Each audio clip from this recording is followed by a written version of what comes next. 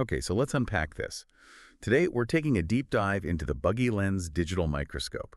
It's this gadget you see marketed everywhere to parents, with this big promise of turning backyard wandering into science time. And the marketing is really, really effective. Oh, it is. The pitch is just so simple. A 2-inch screen, it's handheld, and then there's that magic number, acclaimed 1,000 times magnification. Right. They even throw in free shipping, a 30-day money-back guarantee. It all just nudges you toward that impulse buy. So what we're trying to do here is cut through that hype. Mm-hmm. Is this thing actually a game changer for kids? Or is it, just an overhyped gimmick? Yeah.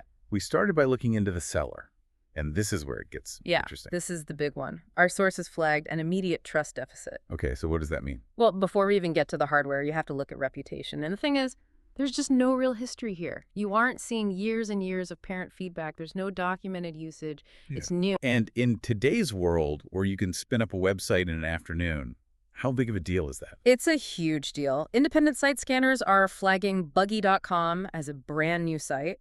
It has low traffic and, this is the kicker, a really weak trust score.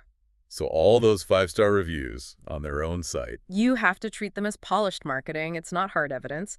We even saw a yellow flag that the domain was registered with a service that's pretty popular with sketchy shops. So, caution is advised. Okay, so if the company's credibility is shaky, we have to assume the hardware claims might be too. Let's talk about that 1000x magnification. Exactly. This is where the trust issue connects to the hardware. Our sources basically identify this thing as a reskinned commodity toy. Meaning it's a generic product they just put their name on. That's it. The hardware, that 2-inch screen, the magnification numbers, the plastic body, it all matches these generic digital microscopes you can find everywhere on big box sites. So what does that mean for a kid who's actually trying to look at a leaf for a bug? What do they really see at 1000x? It means you're likely getting a dim, fuzzy image. You'd need a really intense light source that, of course, isn't included. So it's not exactly inspiring.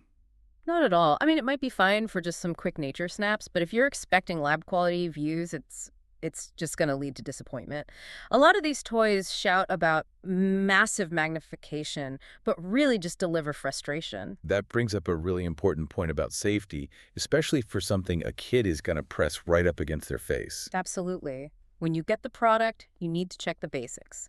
Age labels, any choking warnings. And just the feel of it. Right? Exactly. How sturdy is it? If the packaging is flimsy, if the parts feel like they want to flex and snap, yeah, that's your cue to use that 30-day return window immediately. And if you do decide to take the gamble, you have to protect your wallet. Yes. Our sources are very clear on this. Use a payment method with strong chargeback rights. So a credit card, basically. A credit card is best.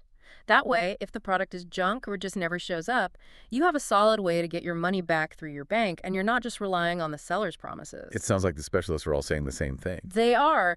The consensus is you're almost always better off spending a little more for a beginner's scope from a known science brand.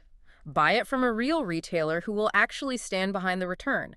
It's just the safer, less frustrating path. So the final takeaway for you is... Right. The Buggy Lens is only worth it if the price is low enough to treat it as a pure gamble. A gamble within that return window, yeah, it is absolutely not a sure thing. And this whole discussion about trust scores and, reskinned products, it raises a really interesting final thought for you to chew on. Go on. How should we, as modern consumers, balance the appeal of a great-looking direct-to-consumer deal? Which always looks so slick and affordable. Exactly. How do you balance that with the complete lack of a reliable long-term review footprint that actually proves a company is trustworthy? That's something to think about next time you see an ad like this.